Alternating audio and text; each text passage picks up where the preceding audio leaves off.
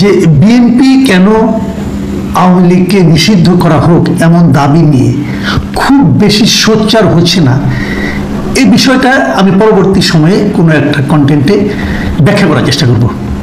আমার মনে হচ্ছে আজকে সেটা ব্যাখ্যা করা যেতে পারে। কেন যেতে পারে সেটাও বলি। যেতে পারে এই কারণে যে ছাত্রদের যে রাজনৈতিক দলটা গঠন করার কথা বলা হচ্ছে সেটার কাজটা মোটামুটি চূড়ান্ত পর্যায়ে পৌঁছেছে, এবং যদি ছাত্রদের এই দলটা হয়ে যায় তাহলে আপনারা ধরে নিতে পারেন যে সে এখন নির্বাচনী যে একটা ট্রেন, আমরা বলি আমাদের প্রধান উপদেষ্টা বলেছেন নির্বাচনের ট্রেন যাত্রা শুরু করে দিয়েছে, সেরকম একটা ট্রেনের যাত্রা আসলেই আনুষ্ঠানিকভাবে শুরু হয়ে যাবে। ছাত্ররা একটা দল করবে, সেই দলে আবেদন করবে এবং দ্রুতবেগে সেই দলটা যে নিবন্ধন পেয়ে যাবে আপনি নিশ্চিত থাকেন। সাধারণত এত দ্রুতবেগে হয়তো কোনো দল নিবন্ধন পায় না যতটা দ্রুত ছাত্রদের এই দল পাবে। কেন পাবে এই প্রশ্ন না করাই ভালো, করেন না। এটা আওয়ামী লীগের প্রতি কোনো ভালোবাসার কারণে না, আমি যেটা বুঝি আমি আমার ব্যাখ্যাটা আপনাদের সঙ্গে করছি। আপনারাও নিজেদের সবারই একটা ব্যাখ্যা আছে আমি জানি, আপনারা সম্ভব হলে আমার ব্যাখ্যার সঙ্গে আপনাদের ব্যাখ্যাটা মিলিয়ে নেবেন, অথবা না মিললে কেন মিললো না সেটা আমাকে লিখে জানাবেন। এটা নিয়ে আমরা পরে আরেকদিন আলোচনা করতে পারবো। আমার ব্যাখ্যাটা বলি। বিএনপি এই কারণে চায় না যে তারা চায় যে আওয়ামী লীগ নির্বাচনে আসুক অথবা আওয়ামী লীগ নিষিদ্ধ না হোক, এটা এই কারণে চায় না যে বিএনপি আসলে আওয়ামী লীগকে কোনো থ্রেট মনে করে না। বিএনপি মনে করে, এটা কিন্তু বিএনপি মনে কথা যে আমি কিন্তু জানি না, আমি তো বিএনপি মনে কথা বলতে পারবো না। আমার যে অবজারভেশন, আমি যেভাবে ভাবি সেই ভাবনাটা আমি বলছি। আমার ধারণা বিএনপি মনে করে যে আওয়ামী লীগ নির্বাচন করুক বা না করুক তাদের কিছু আসে যায় না। গত 15 বছর আওয়ামী লীগ যা যা করেছে এই দেশে, সাধারণ মানুষের যে চিন্তা, সাধারণ মানুষের যে অধিকার, গণতান্ত্রিক অধিকার, সেগুলিকে তারা যেভাবে পদদলিত করেছে, সাধারণ মানুষ আওয়ামী লীগের প্রতি আর কোনো সহানুভূতিশীল হবে না। এটা হলো বিএনপির ধারণা, এবং এই ধারণা থেকে বিএনপি মনে করে যদি একটা সঠিক নির্বাচন হয় আওয়ামী লীগ মাঠে থাকলেও তারা জিতবে। তারা কিন্তু সবসময় বলছে, আপনি জাতিসংঘের প্রতিবেদনটা দেখেন, তারা কিন্তু কোনো দলকে নিষিদ্ধ করার পক্ষে না। কাজে এই প্রশ্নটা উঠতে পারে 2014 সালে যেরকম বিরোধী দল বিহীন নির্বাচন হয়েছিল, অথবা 2024 সালে যেরকম প্রধান বিরোধী দল বাদ দিয়ে নির্বাচন হয়েছিল, সেরকম একটা কিন্তু কলঙ্ক এই নির্বাচনেও তাদের গায়ে লাগতে পারে। এই কলঙ্কটা তারা লাগাতে চায় না। এগুলো একটা ব্যাখ্যা। দ্বিতীয় একটা ব্যাখ্যা, ধরা যাক ছাত্ররা চাচ্ছে আওয়ামী লীগ নিষিদ্ধ হোক, জামাতও মাঝে মাঝে দিকে অল্প অল্প করে চায় না, এরকম একটা অবস্থা আছে। যদি নিষিদ্ধ হয়ে যায় আওয়ামী লীগ, অথবা যদি আওয়ামী লীগ ভোটে দাঁড়াতে না পারে নৌকা মার্কা নিয়ে, যদি না পারে, তাহলে আওয়ামী লীগের ভোট তো আছে। আওয়ামী লীগের ভোট কিন্তু একেবারে কম না। আমি আপনাদের একটা হিসাব দিই, সিম্পল একটা হিসাব দিই। আওয়ামী লীগ, আমি যদি আগের নির্বাচনের কথা বাদ দিই, আমি 2000 এই নির্বাচনগুলিকে আমি মনে করি ভালো নির্বাচন। এর মধ্যে দুই একটা একটু কম ভালো, কিন্তু মোটামুটি গ্রহণযোগ্য নির্বাচন। এর মধ্যে আওয়ামী লীগ সবচেয়ে খারাপ করেছে কোন নির্বাচনে? সেটা হলো 2001 সালের নির্বাচনে।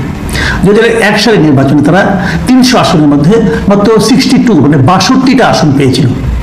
সেই নির্বাচনে বিএনপি পেয়েছিল 193টা আসন, আর তার সহযোগী হিসেবে জামায়াতে ইসলাম পেয়েছিল 17টি আসন। এই 210টা আসন এই জোট পেয়েছিল। খেয়াল রাখবেন। তাহলে এখন সেই নির্বাচনে আওয়ামী লীগ সবচেয়ে খারাপ করেছিল 62টা।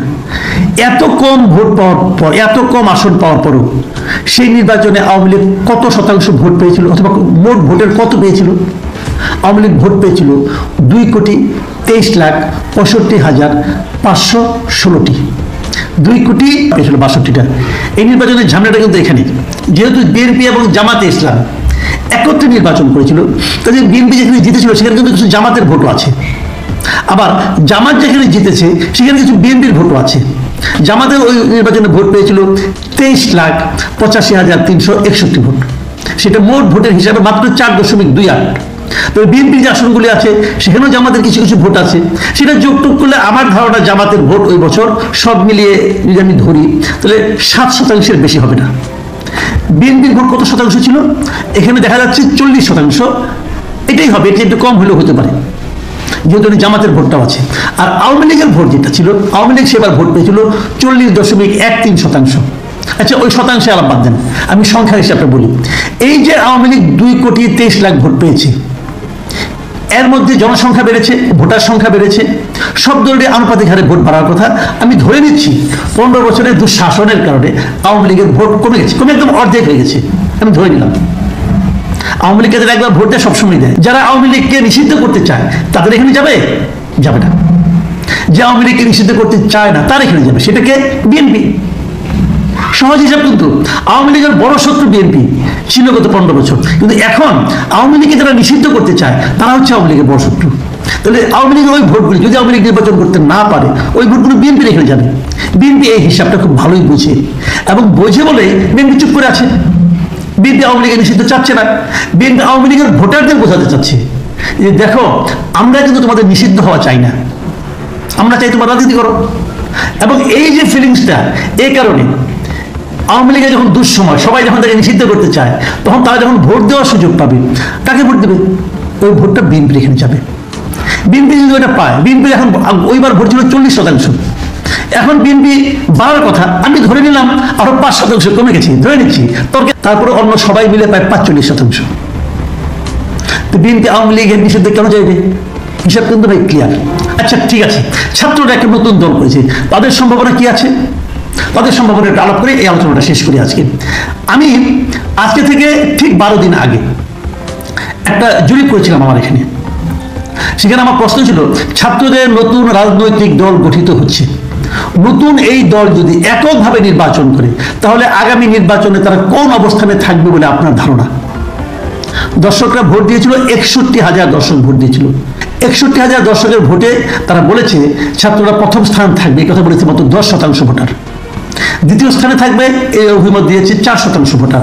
তৃতীয় স্থানে থাকবে এই অভিমত